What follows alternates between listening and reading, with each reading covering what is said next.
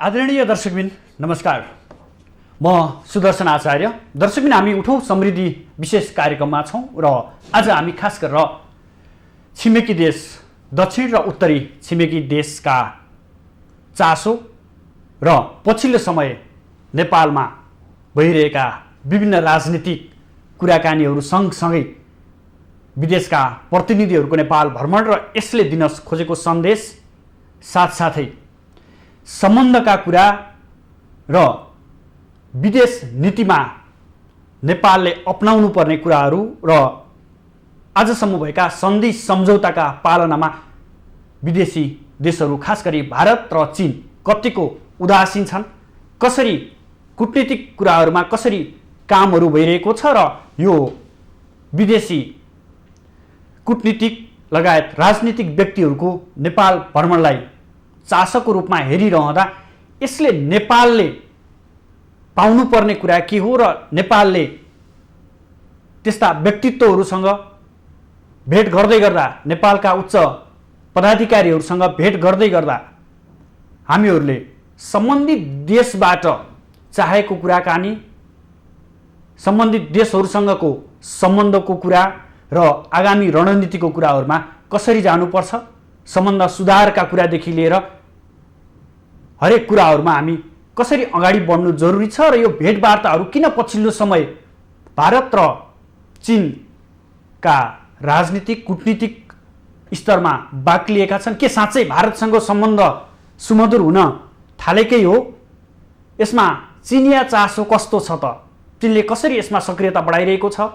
भारतको सक्रियता के हो भन्ने कुरामा पनि जोडिएर हामी कुराकानी गर्ने जमर्को गर्नेछौँ। खास गरी भारतबाट पछिल्लो समय विभिन्न व्यक्तित्वहरू नेपाल आउँदै गर्दा चीनबाट पनि आज मात्रै चीनका रक्षा मन्त्री तथा स्टेट काउन्सिलर वेङ फेडे आइपुग्नु भएको अवस्था छ। केही दिन अगाडि मात्रै भारतबाट पनि आउनुभएको थियो। साथसाथै योभन्दा अगाडि भारतका स्थल सेनाध्यक्ष पनि नेपाल आउनु भएको थियो र जसरी आज चिनिया रक्षा मन्त्री नेपाल आउँदै गर्दा र उहाँले नेपालमा आएर राष्ट्रपति, प्रधानमन्त्री, प्रमुख सेनापतिलाई भेट्दै गर्दा चासो पनि बढिरहेको अवस्था छ। दक्षिणी छिमेकी देशको प्रतिनिधि आएर भेटेर फर्किँदै गर्दा पुनः उत्तरी छिमेकी देशको प्रतिनिधि नेपाल आउनुलाई कसरी हेर्न सकिन्छ र द्वैत सम्बन्धका कुराहरूलाई चाहिँ कसरी समग्रमा हामी सम्बन्ध सुधारका कुराहरू देखिएर कूटनीतिक कुराहरूलाई कसरी अगाडि बढ्न सक्छौँ र यसमा नेपालले के भूमिका खेल्नुपर्छ र खास गरेर यो चासो के को हो भन्ने विषयमा केन्द्रित रहेर आज हामी कुराकानी गर्न गइरहेका छौँ।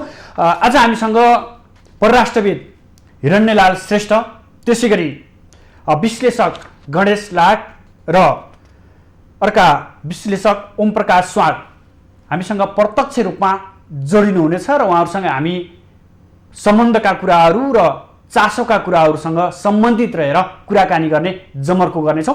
यतिखेर हामीसँग गणेश लाट र ओम प्रकाश स्वाद प्रत्यक्ष रूपमा सम्पर्कमा जोडिसक्नु भएको छ। यहाँहरू दुवैजनालाई म स्वागत गर्न चाहन्छु। स्वागत छ यहाँहरूलाई माउन्टेन टेलिभिजनमा। धन्यवाद। म सुरुमा गणेश सरसँग जोडिन चाहे।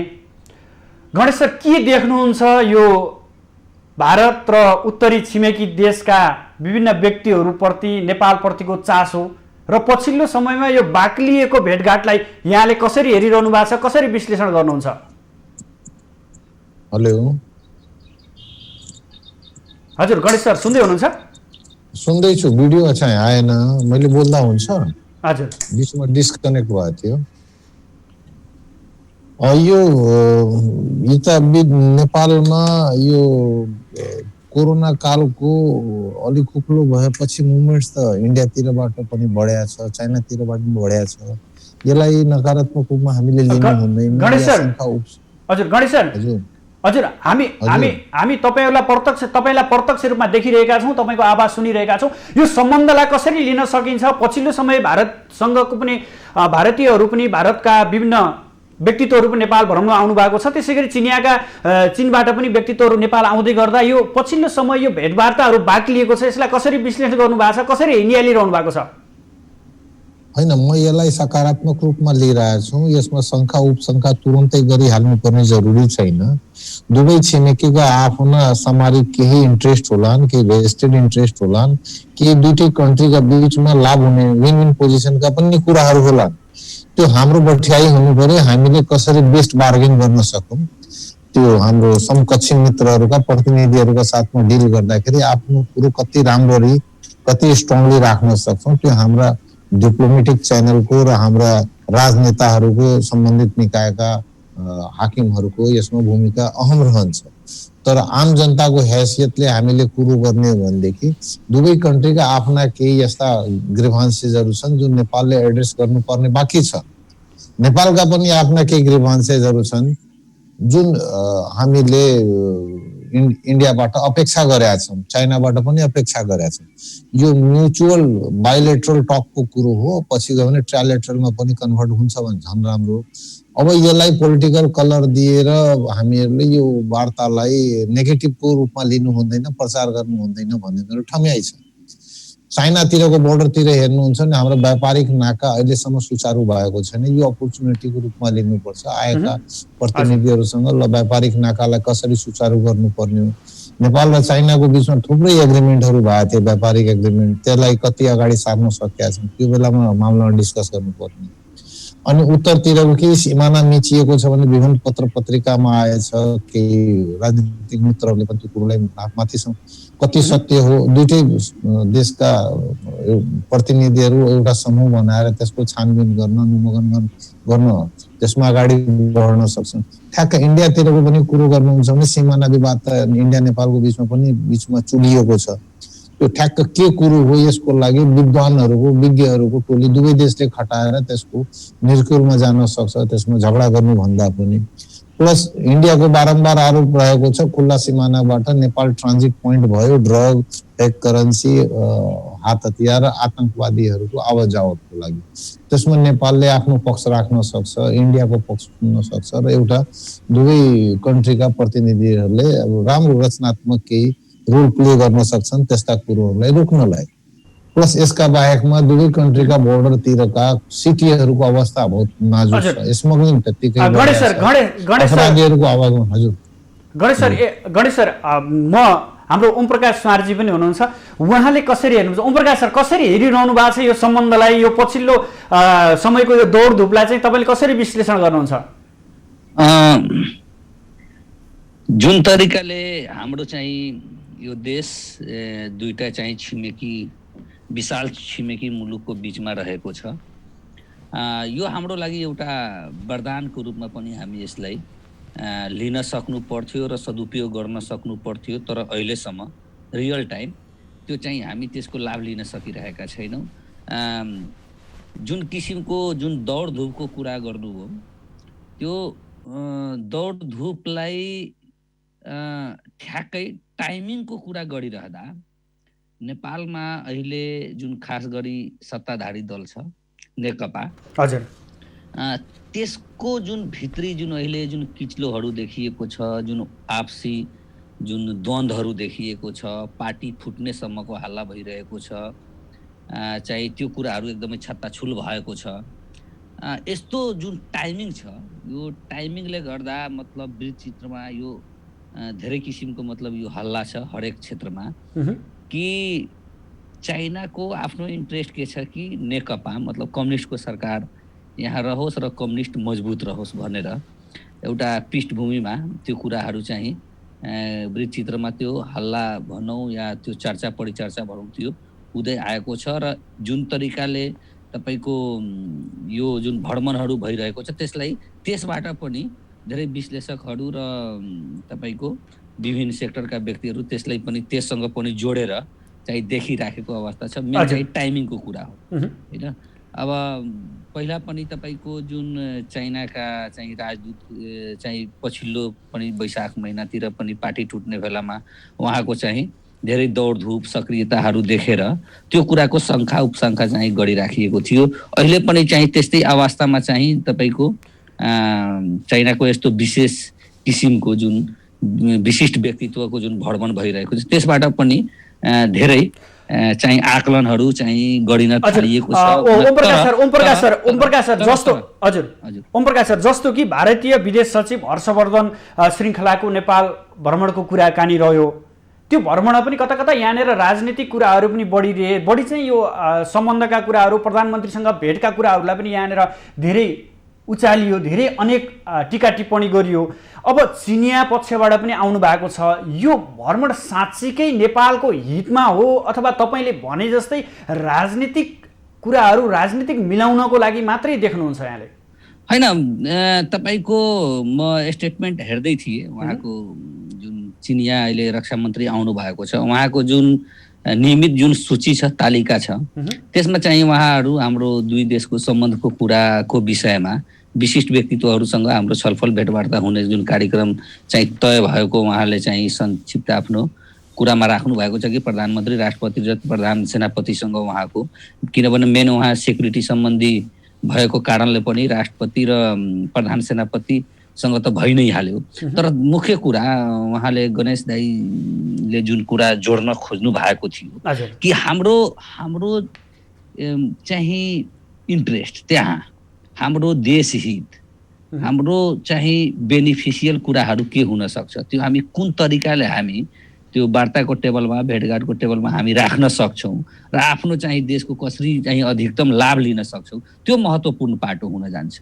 यदि त्यो चाहिँ हामी गर्न सकिएन भने, र अर्को कुरो के म हेर्दैछु कि जुन अहिले चाहिँ जुन हाम्रो जुन सार्वभौमिकताको कुरा छ होइन, राष्ट्रियताको कुरा छ अथवा देशको जुन मजबुतीको कुरा छ, त्यसमा चाहिँ जब हाम्रो चाहिँ सरकारहरू कमजोर चाहिँ देखिन थाल्छ होइन, आपसी चाहिँ मतभेद हुन्छ, सरकार चाहिँ एकदमै असफलको बाटोतिर गएको जस्तो अनुभूति भइराखेको बेलामा जब हामी आफै कमजोर हुन्छौँ भने तपाईँको देश विदेशको शक्तिहरू चाहिँ आफ्नो इन्ट्रेस्टको लागि त्यो विभिन्न किसिमको चाहिँ रणनीतिक भूमिकाहरू खेल्न सक्छ।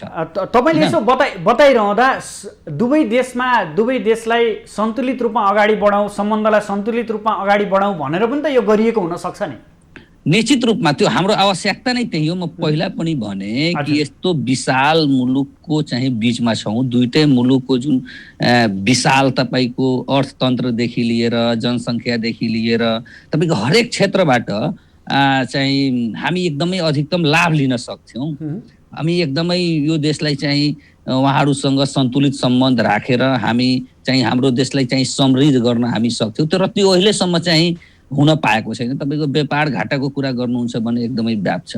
अब यस्तो विदेशी डेलिगेट्सहरू आएको बेला हाम्रो देशबाट निर्यातको के अवस्था छ, पोटेन्सियल हाम्रो के छ, हामी के त्यहाँ पठाउन सक्छौँ, हामी के आफ्नो देशमा चाहिँ अर्थतन्त्रमा कहाँ हामी इनपुट गर्न सक्छौँ, त्यो कुराहरूको चाहिँ हामी अहिलेसम्म त्यो अनुसारको स्टडी पनि गर्न सकेका छैनौँ, त्यो अनुसारको अहिलेसम्म हामी प्रस्तुति पनि गर्न सकेका छैनौँ। त्यस कारणले गर्दाखेरि हामी र सबभन्दा अर्को कुरो के छ कि यहाँ कोही विदेशी अथवा भारतबाट होस् अथवा तपाईँको चाइनाबाट होस् आएको बेला अथवा गएको बेला हामी चाहिँ लिने कुराको बढी हल्ला भएको पाइन्छ। अब लिने भन्दा पनि देशको लागि हामी के लिइरहेका छौँ त्यो अर्को महत्त्वपूर्ण बाटो हो। तर केही नेता, मन्त्री, प्रधानमन्त्री अथवा के त्यो आफ्नो लागि बढी चाहिँ डिल गरेको, कुराकानी गरेको त्यस्तो पनि कुराहरू आइराखेका हुन्छ। तर त्यसलाई हामी एउटा ठोस बोल्डली भनिन्छ नि कि परराष्ट्र नीति यस्तो हुनुपर्छ। मलाई कम्प्लिट गर्न दिनुहोस्। परराष्ट्र नीति हाम्रो देश चाहिँ भूगोलको आधारमा, जनसङ्ख्याको आधारमा सानै भए पनि आखिर हाम्रो सार्वभौम सम्पन्न मुलुक हो। हामी चाहिँ आफ्नो छिमेकीसँग अथवा अन्य देशसँग कुरा गरिराख्दा हामी जहिले पनि दुई तीनवटा कुरामा चाहिँ हामी एकदमै प्रष्ट हुन सक्नुपर्छ कि हामी कसैसँग झुकेर कुरा गर्नु हुँदैन र कसैलाई झुकाएर कुरा गर्नु हुँदैन। हामी एकदम समान तरिकाले, हामी सानै भए पनि हामी विश्वको मानचित्रमा एउटा स्वतन्त्र देश छौँ। हाम्रो आफ्नै सार्वभौम सत्ता छ, हाम्रो अखण्डता छ, हाम्रो आफ्नै विशेषता छ। यो विशेषताको जगमा चाहिँ बसेर एउटा समान तरिकाले चाहिँ हामी एकदमै आफ्नो कुराहरू जोरदार तरिकाले चाहिँ राख्न सक्नुपर्छ। त्यो कुराहरू कतै न कतै म तपाईसँग एकैछिनपछि जोडिन्छु। म गणेश सरसँग जोडिन चाहे। गणेश सर, जसरी भारतका रक्षा मन्त्री नेपाल आउँदै गर्दा नेपालमा उच्च राजनीतिक व्यक्तित्वहरूसँग सेनापतिसँग भेट्दै गर्दा के देखिन्छ भने उहाँ नेपाल सँगसँगै बङ्गलादेश र पाकिस्तानको पनि भ्रमण गर्दै हुनुहुन्छ। के छ पछिल्लो समय यो भारतसँगको सम्बन्धका कुराहरू, जो भारत र पाकिस्तानका कुराहरू, भारत र चीनका कुराहरू हेर्दै गर्दा पछिल्लो समय यो चिनिया जो हामीसँग रक्षा मन्त्री आउनु भएको छ उहाँ बङ्गलादेश र पाकिस्तान पनि पुग्ने भ्रमण तालिका छ भनिएको छ। यसले कता कता छिमेकी देश चीनले पनि आफ्नो दक्षिणी एसियामाथि प्रभुत्व जमाउन खोजेर सम्बन्धको कुराहरूमा अझ थप मजबुत बनाउन खोजेको हो, अथवा जसरी भारत र चीनको कुराहरू लद्दाखको कुरापछि केही चिसिएको कुराहरू पनि छ, सम्बन्ध सुधार अझै पनि भइरहेको अवस्था छैन। यो अवस्थामा चिनिया रक्षा मन्त्रीको भ्रमण नेपाल मात्रै होइन बङ्गलादेश र पाकिस्तान भ्रमणलाई चाहिँ कसरी हेर्न सकिन्छ? गणेश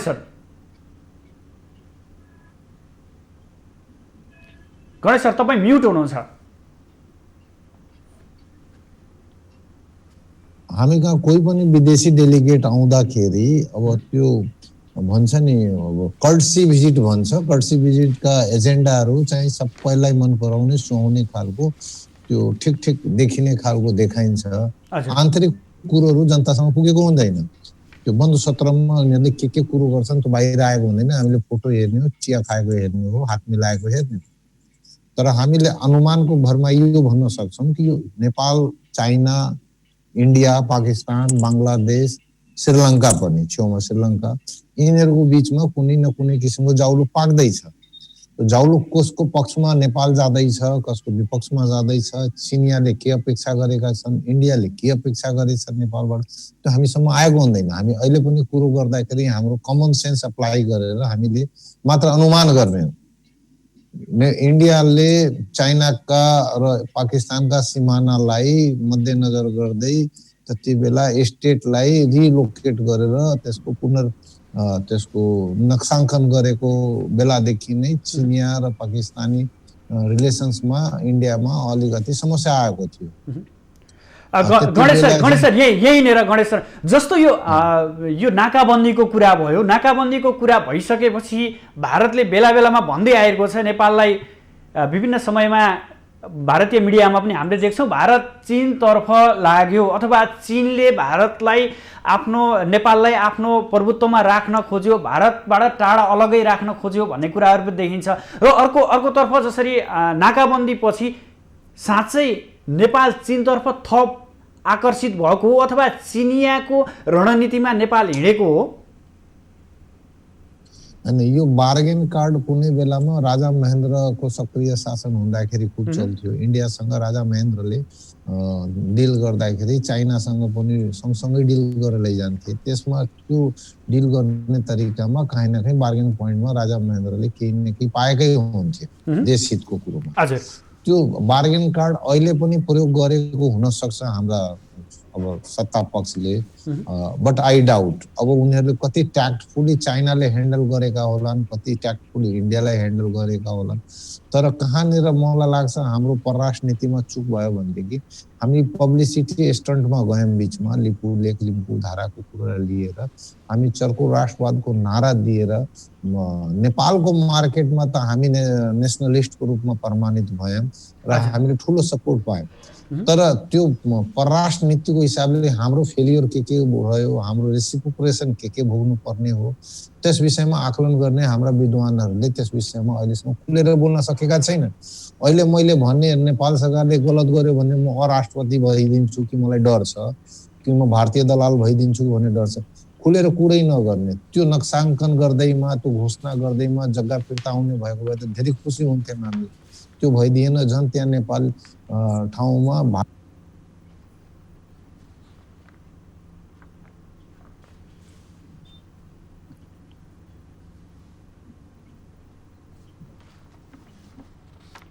दर्शकबिन हामी गणेश लाटसँग कुराकानी गर्दैथ्यौँ। हाम्रो सम्पर्क विच्छेद भएको छ। हामीसँग ओम प्रकाश सुमार हुनुहुन्छ। ओम प्रकाश सर, मेरो टाइटलै सच्याइदिनु होला, ओम प्रकाश सराफ हो।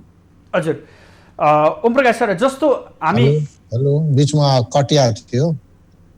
हजुर हजुर मैले भन्दै गर्दाखेरि के भनेको थिएँ भने हाम्रो नेपाल सरकारले हजुर परराष्ट्र नीतिको मामलामा पब्लिसिटी स्टन्टमा बढी ध्यान दियो, सिरियस टक, सिरियस डिस्कसन र सिरियस बुन्दामाथि ट्याक्टफुली जान सकेन जस्तो हामी आम जनताको ठम्याइरहेको छ। इन्डिया जिस्किएपछि हाम्रो के बिगारिहाल्छ भन्ने पनि स्टेटमेन्टहरू आउन थाल्यो। त्यसो हामीले गर्नु हुँदैन। हामी जे बदलिन सक्छौँ, तर हामी हाम्रो छिमेकी बदलिन सक्दैनौँ। चाइनालाई हामी अरू ठाउँ पठाउन सक्छौँ, इन्डियालाई पठाउँ, हामीले बस्नु छ यी दुई कन्ट्रीका बिचमा। प्रोटोकल एस्टाब्लिसमेन्टको मामलामा कहिले कुनै राजदूतलाई बढी ठाउँ दिने, स्पेस दिने, कसैलाई अलि होच्याउने खालको पनि एक्टिभिटिजहरू हाम्रो कन्ट्रीमा भएको।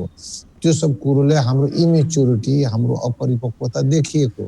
तर यो कुरोहरू भनिराख्दाखेरि हाम्रा केही मित्रहरू जुन राष्ट्रवादको मामलामा चर्को नारा घन्काउँछन्, तुरन्त यो दलाल हो, भारतीय दलाल हो भन्न पनि बेर लगाएका छन्। त्यो भएर विद्वानहरू खर्रो बोली र एकदम पर्फेक्ट जुन मनमा आएको कुरो छ त्यो बोल्न हिचकिचाउँछन्।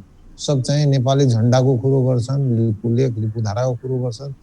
एमएलकेबल सोल्युसन यो हुन सक्छ, यसरी जाँदाखेरि विन विन पोजिसन हुन सक्छ, बोल्नै डर आइरहेछ। त्यो नेपालमा भएको छ। यो म यो यहाँहरूको मार्फत यहाँ राख्छु। हजुर गणेश सर, तपाईँ परराष्ट्रका कुराहरू, परराष्ट्र नीतिका कुरा गर्दै गर्दा भारतीय अथवा चिनिया अथवा कुनै तेस्रो मुलुकको व्यक्ति आउँदाखेरि यहाँको प्रधानमन्त्रीदेखि लिएर उच्च तहका नेताहरूसँग भेटघाट गर्ने, सहज रूपमा त्यो पनि भेटघाट गर्ने प्रवृत्ति छ। परराष्ट्र नीतिका कुरा गरिन्छ, एउटा पदीय समानताका पनि कुरा गरिन्छ। कस्तो पाउनुहुन्छ नेपालको यो भेटघाटलाई? त्यही भनेको मैले, अब आउने प्रतिनिधि मण्डलसँग हाम्रो सरकारको कस्तो किसिमको अन्डरस्ट्यान्डिङ पहिले देखिन्छ, कुन लेभलमा हामीहरू उनीहरूसँग घुलमिल गर्न चाहन्छौँ, त्यो पहिलेदेखि डिसाइडेड हुन्छ। त्यो लेभलको फेरि हामीहरू इन्टरटेन गरेका हुन्छ, त्यो लेभलको प्रोटोकल एस्टाब्लिस गरेका हुन्छौँ, रिसिभ गरेका हुन्छौँ, टक पनि गरेका हुन्छौँ। त्यसको अर्को कन्ट्रीमा, छिमेकी कन्ट्रीमा या विश्व बजारमा त्यसको के इम्प्याक्ट जान्छ, हाम्रो आफ्नो आत्मसम्मानलाई कुन रूपमा हेर्ने हुन् अरू कन्ट्रीहरूले, हामी त्यो बिर्सिसकेका हुन्छौँ। त्यसमा नेपाललाई ठुलो घाटा भइरहेको हुन्छ र हामीलाई अन्डर एस्टिमेट पनि गरिदिएका हुन्छ। हामीले हाम्रो ग्रेभिटीलाई सो गर्नुभन्दा पनि हाम्रो लोलुपता, हाम्रो लालच, हाम्रो माग गर्ने प्रवृत्ति बढी हावी भइदिएको हुन्छ। यो सब कुरो सुन्दाखेरि सरकारले राम्रो कुरो गर्दा पनि, राम्रो काम गर्दा पनि जनताले पत्याएकै हुँदैन। चाइनाको प्रतिनिधि आउँदैछन्, हामीले के एजेन्डामा गफ गर्ने हो? आजको संसारभरिमा विषय छ आर्थिक विषय। कुनै पनि कन्ट्रीको प्रतिनिधि कुनै कन्ट्रीमा जाँदाखेरि विषय सेन्टर्ड हुन्छ इकोनोमिक एक्टिभिटिजको, बिजनेसको। हाम्रो त्यो हुँदैन। हाम्रो झिना मसिना कुरोमा उल्झेका हुन्छौँ। स्कुलको उद्घाटन, कलेजको उद्घाटन त्यसैमा बितेका छौँ समय हाम्रो। तर यो सदुपयोग गर्ने हो भनेदेखि हामीसँग एजेन्डाहरू छ। म खालि 2-4 एजेन्डामा सुरुमा भने बोर्डरको एमएलकेबल सोल्युसनको कुरो छ। बोर्डरका सीमा क्षेत्रमा इन्डिया र चाइना दुवैतिर हेर्नुहुन्छ भने इन्डियातिरका नगरहरू चाहिँ बहुत नराम्रो अवस्थामा छन्, चाहे बिहारको बोर्डर होस् या बङ्गालको होस् या युपीको होस्। अनि यो कुरोमा नेपालले आफ्नो पक्ष राख्न सक्थ्यो। बोर्डरतिरका दुईटी देशका कन्ट्रीलाई कसरी हामीहरू स्मार्ट सिटीमा कन्भर्ट गर्ने, लिङ्केज गर्ने, बोर्डरतिरका हाइवेजहरूलाई कसरी डेभलप गर्ने। बीचमा अटल बिहारी वाजपेयी इन्डियाको प्रधानमन्त्री हुँदाखेरि नेपाललाई इन ट्रान्जिट बनाएर चाइना, इन्डिया, नेपाल बीचमा ट्रेन चलाउने एउटा प्रपोजल आएको छ। त्यो प्रपोजल चाहिँ हावाहुरी भयो। त्यो यदि प्रपोजललाई हामी मेटलाइज गर्न सक्यौँ भने एक त दुई कन्ट्रीको बीचको रिलेसन सुधार्न सक्छौँ हामीहरू।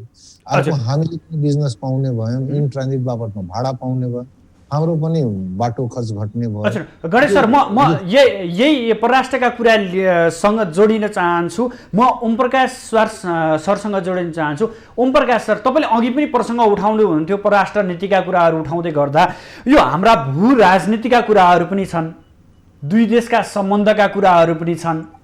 नेपालको सधैँभरि नेपाल एक अर्कामा निर्भर भइरहेको अवस्था पनि छ।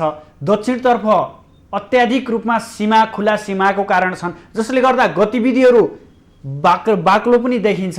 त्यहाँ नागरिक, हरेक सामान्य नागरिकको गतिविधि पनि भारतसँग धेरै नजिक छ सम्बन्धको हिसाबले हेर्ने हो भने। उत्तरतर्फ हेर्ने हो भने नागरिक सम्बन्ध ज्यादै कम सम्बन्ध छ नागरिकको। यो समयमा यसरी विभिन्न व्यक्तित्वहरूको नेपाल भ्रमण यो भ्रमणमा साँच्चीकै नेपालले लिनुपर्ने कुरा के हो र तपाईँले अघि उठाए जस्तै परराष्ट्र सम्बन्धका कुराहरूमा नेपाल कसरी अगाडि बढ्नुपर्ने र यसलाई सन्तुलन कायम राख्न गरिनुपर्ने आवश्यकता के? हेर्नु, नेपालमा अहिलेसम्म जुन उच्च स्तरीय भ्रमणहरू भएको छ, हामी अन्य देशमा हेर्छौँ, अन्य देशको प्र्याक्टिस के रहेको छ कि कुन देशको कुन लेभलको डिप्लोमेट अथवा राजनयिक अथवा मतलब नेतृत्व तहका व्यक्तिहरू आइराखेको छ, कुन सेक्टरमा त्यो डिस्कसन हुने हो, त्यसमा तपाईँको पूर्व तयारीहरू चाहिँ भएको देखिन्छ। तपाईँको सम्बन्धित चाहिँ आफ्नै देशको विज्ञहरूसँग, सम्बन्धित व्यक्तित्वहरूसँग त्यो एजेन्डाबारे छलफलहरू गरिन्छ। तर त्यो नेपालमा एकदमै चाहिँ कम देखिएको चाहिँ पाइन्छ। वात्तै तपाईँको को आइदिन्छ, को गइदिन्छ चाहिँ नेपालमा त्यो ठेकानै हुँदैन, त्यो थाहै हुँदैन, त्यो चाहिँ पहिले पूर्व जानकारी पनि हुँदैन। त्यस कारणले गर्दाखेरि अहिलेसम्म हामी एउटा रणनीतिक हिसाबमा आफ्नो प्रस्तुतिहरू हामी तय गर्न सकेका हुँदैनौँ। हामी यो कदापि मतलब बिर्सिनु हुँदैन, अहिलेको यो कमर्सियल युग हो। कमर्सियल युगमा झन् तपाईँ चाइनाको कुरा गरिराख्नुहुन्छ भने चाइना तपाईँको मानवता भन्दा, अन्य सेक्टर भन्दा त्यो आफ्नो चाहिँ प्रभुत्व चाहिँ वर्ल्ड वाइडमा चाहिँ जमाउन खोजिराखेको छ।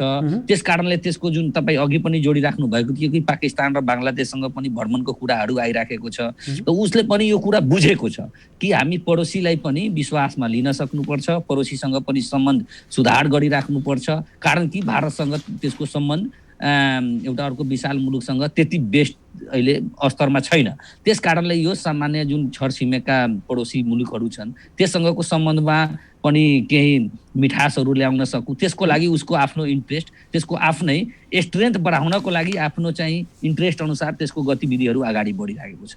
पहिल्यै नै म के कुरा राखेँ कि हामी आफ्नो कुरा राख्दाखेरि गर्दाखेरि हाम्रो स्ट्रेन्थ के हो, हाम्रो आवश्यकता के हो। अब भारतसँगको सम्बन्धको कुरा गर्नुहुन्छ भने चाहिँ तपाईँको ठुलो ठुलो नेताहरू तपाईँको हाम्रो देश हितको कुरा भन्दा पनि तपाईँको हाम्रो चाहिँ क्षेत्रको कतिवटा संस्थाले चाहिँ एम्बुलेन्स पाउने, हाम्रो चाहिँ क्षेत्रमा कतिवटा स्कुल खुल्ने, हाम्रो चाहिँ छात्रवृत्तिको कोटा कसरी बढ्ने, चाहिँ इन्डियामा पढ्नको लागि एमबीबीएस इन्जिनियरिङ लगायतका जुन शैक्षिक कोटाहरू कसरी, यसरी चाहिँ हाम्रो चाहिँ सार्वभौमिकता चाहिँ मजबुत र बलियो हुन्छ र कदापि हुँदैन। हामी हाम्रो ओभरअलमा हाम्रो नेसनको लागि, हाम्रो पिपुलको लागि चाहिँ हामी के एजेन्डाहरू राख्छौँ, के कुराहरू राख्छौँ।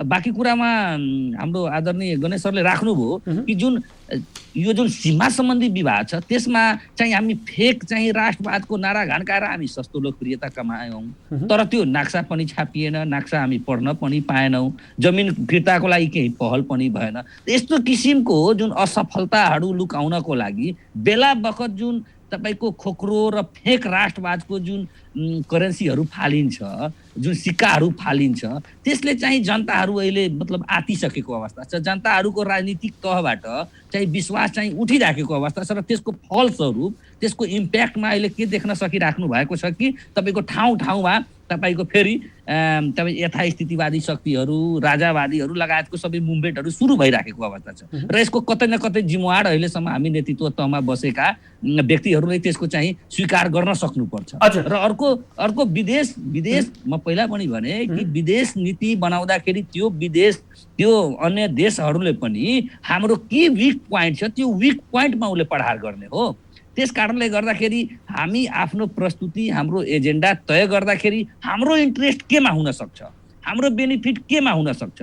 हामी पहिल्यैदेखि नै धेरै ठुलो नारा हामी लगाइरहेका छौँ, कुरा उठाइराखेका छौँ कि जहाँसम्म हाम्रो नेपालमा टुरिज्मको एकदमै धेरै राम्रो सम्भावना छ। हाम्रो ओम प्रकाश सर, अब म हाम्रो हिरण्यलाल श्रेष्ठ जो परराष्ट्रविद हुनुहुन्छ उहाँसँग जोडिन्छु र यहाँहरू दुवैजना गणेश लाट र त्यस्तै गरी ओम प्रकाश सार्जीलाई म बिदा गर्छु।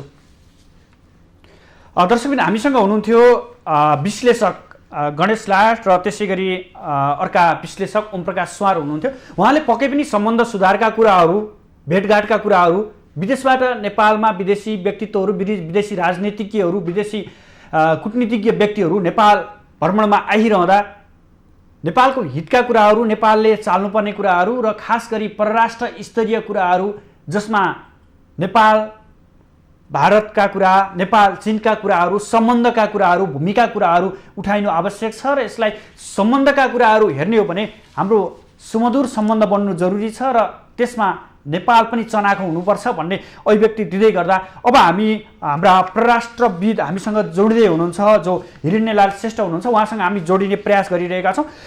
दर्शकबिन, खास गरी हाम्रो चिनिया रक्षा मन्त्री तथा स्टेट काउन्सिलर वेङ फेडे नेपालमा हुनुहुन्छ र नेपालमा उहाँ रहँदै गर्दा राष्ट्रपति विद्यादेवी भण्डारी, त्यसै गरी प्रधानमन्त्री केपी शर्मा ओली र हाम्रा प्रधान सेनापतिसँग उहाँले भेटघाट गर्ने कार्यक्रम छ र साथसाथै उहाँ नेपालको एक दिने भ्रमण सकेर बङ्गलादेश र पाकिस्तानको भ्रमण गर्दै गर्दा खासमा नेपालले छिमेकी देशबाट लिन सक्ने लाभ के हुन सक्छ, कूटनीतिक कुराहरू कसरी अगाडि बढाइनुपर्छ, छिमेकी देश भारत र चीनलाई हामी विशेष गरी हेर्ने हो भने त्यहाँबाट निर्माणाधीन भइरहेका आयोजनाहरू, विभिन्न योजनाहरू कसरी अगाडि बढाइनुपर्छ, तिनी समयमै सम्पन्न गर्न के गर्नुपर्छ, सम्बन्धका सुधार, नागरिक सम्बन्धका सुधार,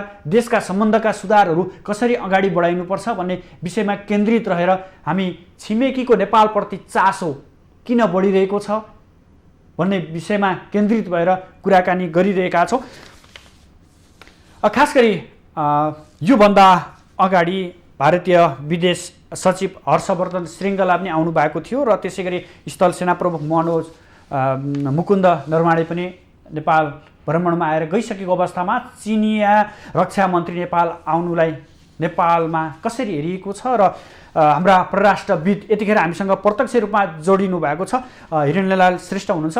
हिरण्य सर, यहाँलाई स्वागत छ माउन्टेन टेलिभिजनमा।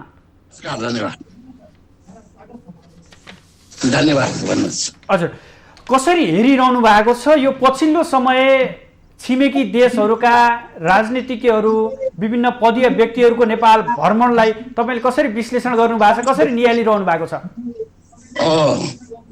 यो छिमेकीहरूको पनि यहाँ आइरहेको छ, एकपछि अर्को भारतकै 3टा डेलिगेसन आइसक्यो र चाइनाको पनि आजदेखि सुरु भयो र अरू देशकाले पनि ठुला शक्तिहरूले अभिरुचि बढाएको छ। चीन र अमेरिकाको कम्पिटिसन इन्डिया र चाइनाको बिचमा द्वन्द गलवानमा अस्ति भयो। यो सबले गर्दाखेरि भू राजनीतिक महत्त्व नेपालको बढ्या छ र नेपालमा चासो चाहिँ अरू देशहरूको बढ्या छ र अब नेपालले चाहिँ सबैसँग राम्रो सम्बन्ध विकास गर्नुपर्ने, तर नेपालले कदापि सुरक्षा छाता अर्काको ओढ्नु हुँदैन, अर्काको सुरक्षाको गोटी बन्नु हुँदैन। यसैले नेपाल बढी तटस्थ, असंलग्न, एकदमै सन्तुलित परराष्ट्र नीति अपनाउनु पर्ने चुनौती नेपालको कारणमा आइपरेको छ। हजुर, तपाईँले यसो भन्दै गर्दा जसरी हाम्रो भारतीय विदेश सचिव हर्षवर्धन आउनुभयो, त्यसै गरी सेना प्रमुख आइसकेपछि चीनबाट पनि हाम्रो रक्षा मन्त्री आउनुलाई कता कता भारतबाट यो राजनीतिक भेटघाट बाक्लो भइसकेपछि चिनियाले चासो देखाएको भनेर पनि विश्लेषण गर्न थालिएको छ नि। अवश्य अब भारतको लगातार आउने, चिनले कोही पनि नआउने भन्यो भने त भारतकै प्रभाव क्षेत्र भनेर छोडा ठहर छ। यसैले उनीहरू पनि आएर हाम्रो पनि नेपालमा इन्ट्रेस्ट छ। त्यो पनि यो अस्ति 20 तारिखमा निर्वासित तिब्बती सरकारको प्रमुख लोप्साङलाई व्हाइट हाउसमा स्वागत गर्यो। हेर्नुहोस्, स्वतन्त्र देशको जस्तो।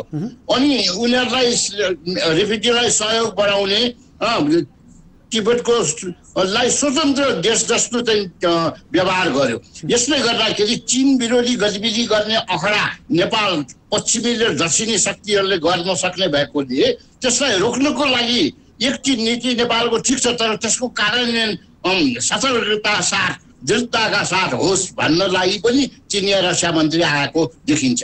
अच्छा, यो यस्तो समयमा नेपालले कस्तो किसिमको कार्ड फाल्नु उपयुक्त हुन्छ, कस्तो किसिमको रणनीति बनाउनु उपयुक्त देखिन्छ? नेपालले सबभन्दा पहिले के गर्नु पर्यो भने नेपालको भूमि चीनको विरुद्ध प्रयोग हुन दिन्नौँ, नेपालको भूमि भारतको विरुद्ध प्रयोग हुन दिन्नौँ। यो कुरामा दृढता देखाउनुपर्छ, अर्थात् बढी असंलग्न हुनुपर्ने, बढी तटस्थ हुनुपर्ने, बढी सन्तुलित हुनुपर्ने र ट्याक्टफुल्ली नेपाल चाहिँ यो आर्थिक सहयोग, व्यापारिक सहयोग सबैलाई स्वागत गर्ने, तर सुरक्षामा पुच्छर हुन जाने, गति हुन जाने कुराबाट जोगिनु पर्ने, त्यस्तो चाहिँ एकदम ट्याक्टफुल्ली डिल गर्नुपर्ने परराष्ट्र सम्बन्धलाई गम्भीरतापूर्वक लिएर अगाडि बढ्नुपर्ने चुनौती चाहिँ देखिन्छ। हजुर, यहाँनिर कता कता यो विश्लेषण के पनि गरिन्छ भने भारत अथवा चीनबाट अथवा अन्य मुलुकबाट जोसुकै आए पनि यहाँका उच्च नेता पदस्थ व्यक्तिहरूलाई भेट्न पाउँछ, एउटा मर्यादा भएन पनि भनिन्छ कि यो विषयलाई तपाईँले कसरी लिनुहुन्छ? अब के छ भन्दाखेरि सबै अधिकार प्रधानमन्त्रीका केन्द्रित छ। अहिले पनि हेर्नुहोस् न, पोलिटिकल डायलग रक्षा मन्त्रीसँग आज प्रधानमन्त्रीले गर्नुभयो, किन प्रधानमन्त्री रक्षा मन्त्री पनि, अनि रक्षा मन्त्री आउँदाखेरि दुईजना रक्षा मन्त्रीको कुरा हुने भयो। पोलिटिकल सेक्युरिटीको बारेमा प्रधानमन्त्रीले कुरा गरेको, प्रोफेसनल सेक्युरिटीको बारेमा प्रधान सेनापतिले कुरा गरेको, यो स्थिति छ नि। सबै पावर अझ खुफियाकोदेखि लिएर सारा पावर प्रधानमन्त्रीका कन्सन्ट्रेसन भएपछि अरू भाइबहिनीलाई भेटेर पार पनि लाग्ने भएन। जहाँ शक्ति छ केन्द्र त्यहीसँग भेट्नु पर्ने अवस्था आएको हुनाले जो आउँदाखेरि पनि प्रधानमन्त्रीका गएर भेट्ने चलन आयो। हजुर श्रेष्ठज्यू, जसरी यही रक्षा मन्त्रीको कुरा गर्ने हो भने उहाँ नेपालमा एक दिन मात्रै बस्दै हुनुहुन्छ, उहाँ बङ्गलादेश र पाकिस्तान पनि पुग्दै हुनुहुन्छ। कता चीन फेरि दक्षिण एसियालीमा आफ्नो पकड जमाउन, दक्षिण एसियामा सम्बन्ध बलियो बनाउन दौडधुप गरेको त होइन? अब दक्षिण एसियामा यो हामी जस्तै भूराजनीतिक स्थितिको नै हो नि त। पाकिस्तान पनि, चाइना पनि, यो के बङ्गलादेश पनि चाइना र इन्डियाकै कम्पिटिसन हुने ठाउँ छ। अनि आइपिएस आएको छ, क्वाड आएको छ, अहिले अमेरिका पनि यो क्षेत्रमा सक्रिय छ। अस्ति मात्र अमेरिकाको रक्षा मन्त्री र परराष्ट्र मन्त्री इन्डिया आएर सुरक्षा सम्झौता गर्यो। सेटेलाइटबाट खिचेको यो फोटो कहाँनिर चाइनिज फौज छ, लडाइँ भयो भने कहाँ हान्नुपर्छ त्यो सबै सूचना दिने, आदान प्रदान गर्ने सम्झौता गरेका छ। र अनि हतियार बेच्ने कुरा पनि सब पश्चिमाली देशले त एसियन देशहरूलाई जुझाउने अनि हतियारको व्यापार नाफा गर्ने त त्यो जारी छ। यस्तो बेला छन् सङ्गीन स्थिति दक्षिण एसियामा भएको हुनाले दक्षिण एसियाका देशहरूमा चीनको पनि, भारतको पनि, पश्चिमी देशहरूको पनि चासो बढ्दै गएको छ। यसैले यो पाकिस्तान, बङ्गलादेश, श्रीलङ्का आदि, मालदिभ्स आदि देशहरूमा यो ठुला शक्ति राष्ट्रहरूको यो आउने क्रम जारी भएको यथार्थ कारण चाहिँ यही हो। हुन्छ, हिरेनलाल श्रेष्ठज्यू, यहाँको महत्त्वपूर्ण विचार र महत्त्वपूर्ण समयका लागि धेरै धेरै धन्यवाद। विचार राख्ने अवसर दिनुभएकोमा तपाईँलाई पनि धन्यवाद छ। दर्शकबिन, हामीसँग हुनुहुन्थ्यो परराष्ट्रविद हिरेनलाल श्रेष्ठ हुनुहुन्थ्यो। आज हामी खास गरेर छिमेकी प्राथमिकतामा नेपाल पर्दै गइरहेको छ। जसरी भारतको विदेश सचिव, त्यसै स्थल सेनाध्यक्ष नेपाल भ्रमण आइसकेर फर्किएको अवस्थामा उत्तरी छिमेकी देश चीनबाट त्यहाँका रक्षा मन्त्री तथा स्टेट काउन्सिलरको नेपाल भ्रमण र यसबाट नेपालले छिमेकी दुई देशहरूसँग राख्नुपर्ने सम्बन्धका कुराहरू, कूटनीतिका कुराहरू र आगामी कार्यदिशाका कुराहरू के कस्तो हुनुपर्छ र खासमा यो भ्रमणले कस्तो महत्त्व राख्दछ भन्ने विषयमा केन्द्रित भएर कुराकानी गऱ्यौँ र उहाँहरूसँग प्रत्यक्ष रूपमा जोडिएर छलफल गऱ्यौँ। भोलि पुनः नयाँ विषयवस्तुका साथ उपस्थित हुनेछौँ। आजलाई भने बिदा दिनुहोस्। नमस्ते।